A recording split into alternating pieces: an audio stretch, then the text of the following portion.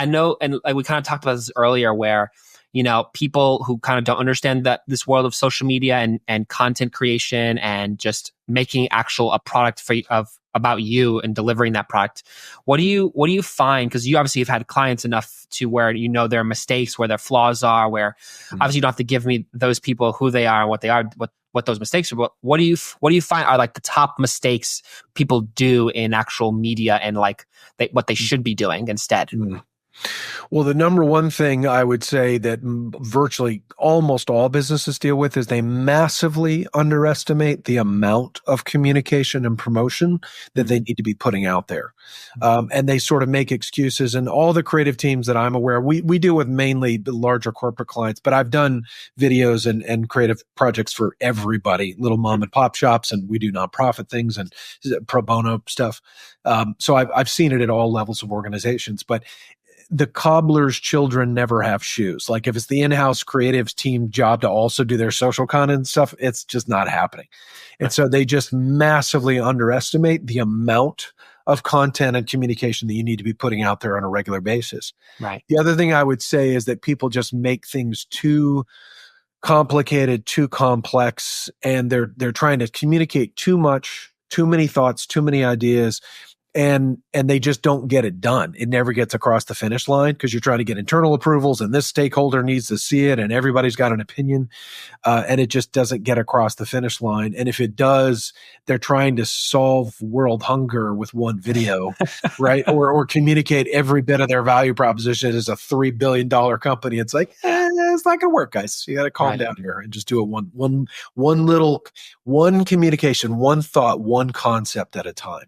I think people don't do that enough because they think, okay, we're going to make one video or 5 videos and then we're done for the year. And it's like, that's not a winning strategy. Yeah.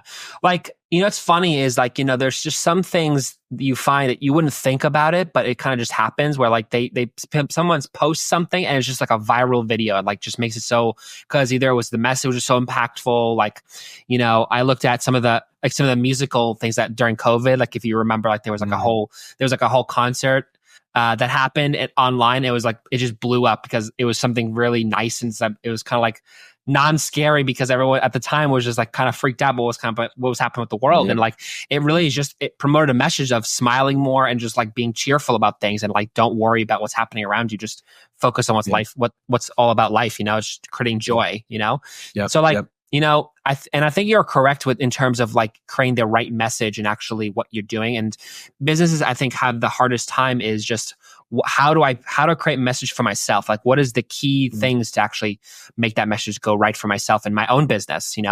So what do you find?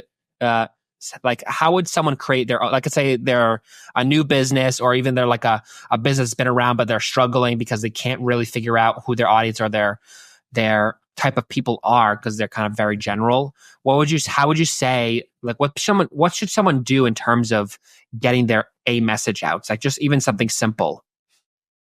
I think it's very important as an entrepreneur and a business owner, you're going out and doing something that almost nobody else has the courage to do. If you look at the number of, first of all, small business is the backbone of the U.S. economy, which is the biggest and strongest economy in the world. It is small businesses and small business owners. So pat yourself on the back, first of all, constantly, and be willing to epically fail and skin your knees and bloody your lip and fall down and scrape every, break an ankle here and there, and just keep getting up and pushing yourself forward. And don't make yourself wrong for going through that, because it can be very daunting. And the voices inside your head saying, give up, you're a quitter, you're never going to, you bit off more than you could chew. Everybody goes through that, right? Yeah. And so it's just important because you see people's successes, you see the end product of the arc of someone's career, and it looks like smooth, it looks like it's going like that. And really it's going like that, right? Yeah. Just all over the place all the time. So be willing to just fail and fail and fail and fail and get up again and again.